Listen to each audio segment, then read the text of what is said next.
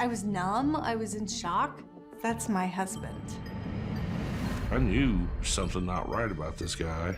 He's the ultimate con man. What's important to him is having power and having control. He knew the walls were closing in. He had to do something. There's a woman laying on the ground in front of a car. She's been shot execution style. I think I was supposed to die.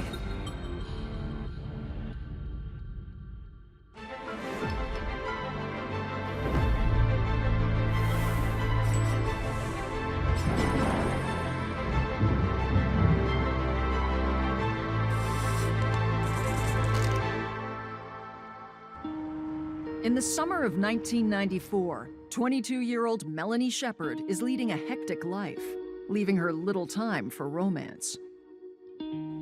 I was just really busy going to school and working. I was a cashier at a convenience store. I really didn't date that much. Everything changes when a 28-year-old mechanic walks into the store one night. His name is James Addie.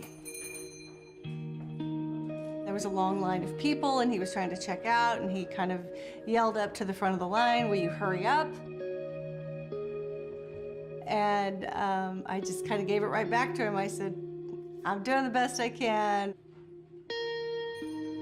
James returns to the store a week later, and this time, he's not buying groceries. He asked me to come over, and that was our first date. He cooked supper for me. We got to know each other pretty well, pretty fast. Not long after they start dating, James drops a bombshell. He shares with her that he's been married 3 times. 3 times by 28, that's a lot. He said they were cheaters. They were unfaithful and not good people. Despite this awkward beginning, 6 months into the relationship, things are getting serious, and James pops the question. I said, yes, of course. At that age, you want fairy tales and romance and happy endings. In the spring of 1995, James and Melanie get married. The newlyweds seem destined for a happy family life and soon welcome 2 kids. In 2004, James takes on a higher-paying job as a prison guard. He really liked his job. He really did well in his job. He had no problem telling people what to do or being that aggressive person if he had to be. After 8 years of marriage and with her children now in school, Melanie looks to pursue her teaching career. But James puts his foot down. He didn't want me to work. He wanted me to be focused solely on him. And he got very upset with me. He said I don't support him, and it was a big problem. It was a huge fight. The arguments only get worse. He could get so mad that he would be threatening and intimidating and throw things. 6 years into his job at the prison, James's work has strangely become all-consuming. He would leave about 5:30 in the morning, and then he wouldn't get home till about 5 at night. That's 2 hours after his shift ended. I would just question him, "Why are you always so late?" And he was angry with me. He's like, "Why can't you leave me alone?" There's a reason James is spending longer hours away from home. He's spending more and more time with one of the other guards. Her name is Molly Watson. Molly wanted to get a job that could make pretty good money that she could save back for her and her son, you know, so she could go back to school. In 2011, just a year into her new job, Molly has started dating someone new, and she's excited to introduce him to her brother. Just something about him, I didn't like him from the get-go. He was very standoffish. He would never look you in the eye to talk to you. Just something was off about him. I knew there's something not right about this guy. Molly told me he was in the process of getting a divorce, you know, for 6 years, that he had like 2 kids. He says that he's trying to be there for his kids and do what's best for them, so he's still living with his estranged wife. I thought that was weird, you know. I've been divorced and I wouldn't live with my ex-wife. In October 2017, when James lies and tells Molly his divorce is finalized, she's ready to take the next step. The only thing she told me about the proposal was that she had asked James to marry her, and he said yes. Molly looked really happy. You could tell that she was ready to get married. Molly quickly busies herself prepping for her dream wedding. Just a few months before the wedding is to take place, James shares some devastating news with Molly. He tells Molly that his ex-wife Melanie has been in a terrible car accident. She's actually on life support. And he needs to be there for his children and to help them with the care of their mother.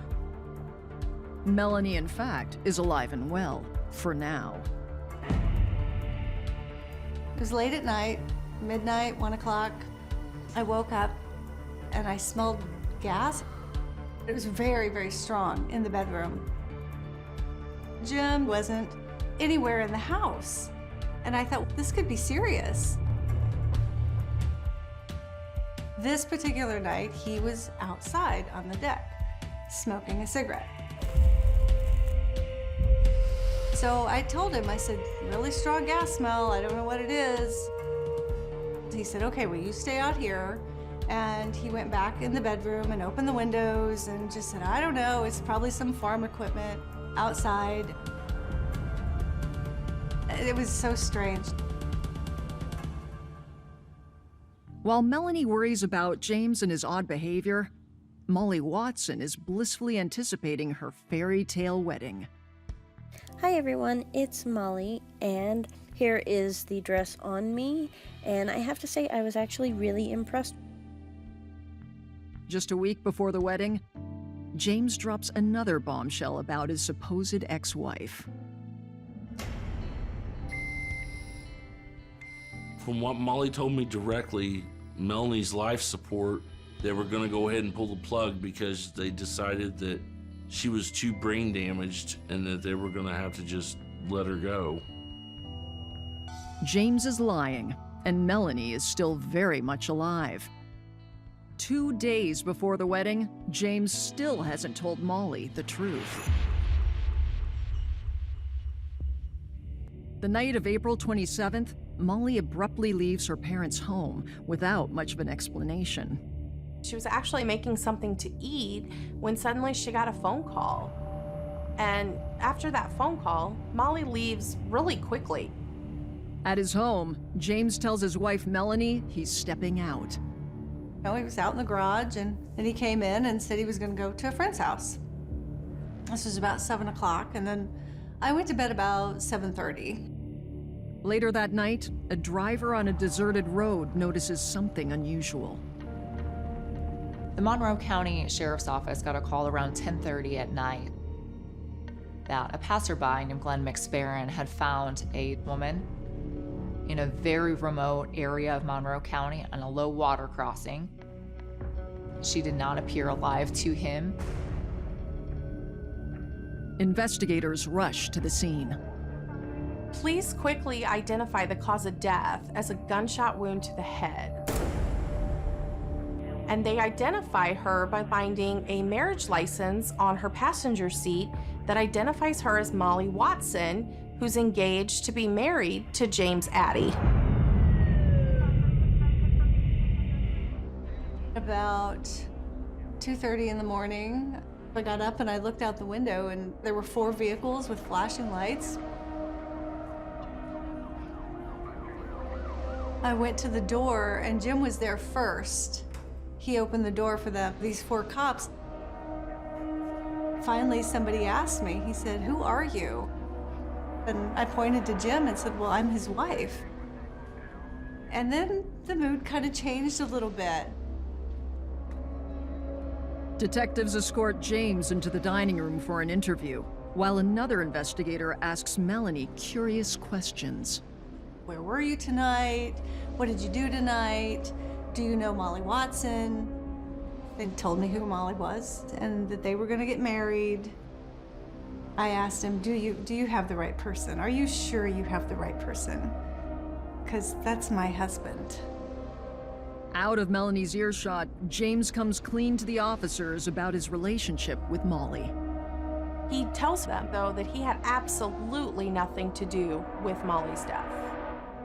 When forensics examined the bride-to-be's computer, they find evidence to suggest she had been obsessed by one thing in the 24 hours leading up to her death.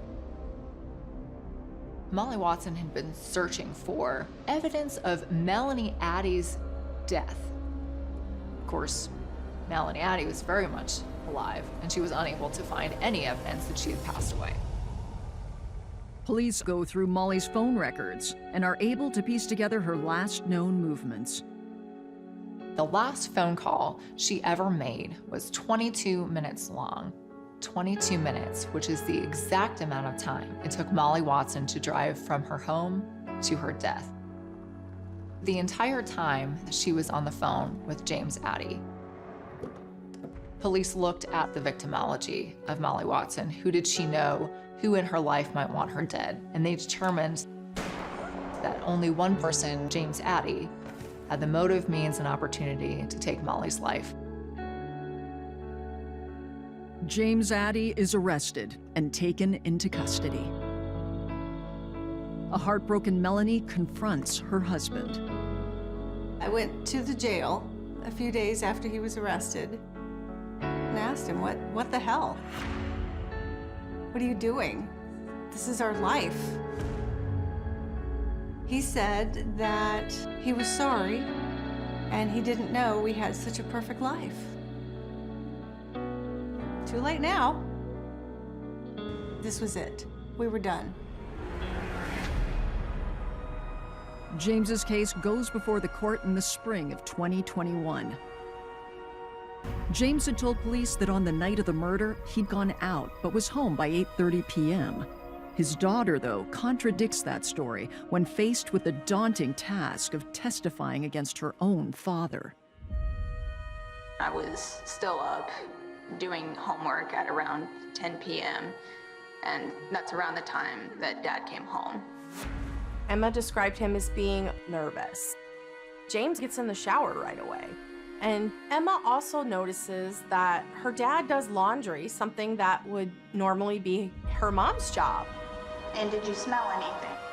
Yes, I smelled bleach. Emma Addie's testimony was key to dispute the alibi that James Addie had provided to the police. To be able to come into court and to tell the world that your father lied to the police, it was incredible.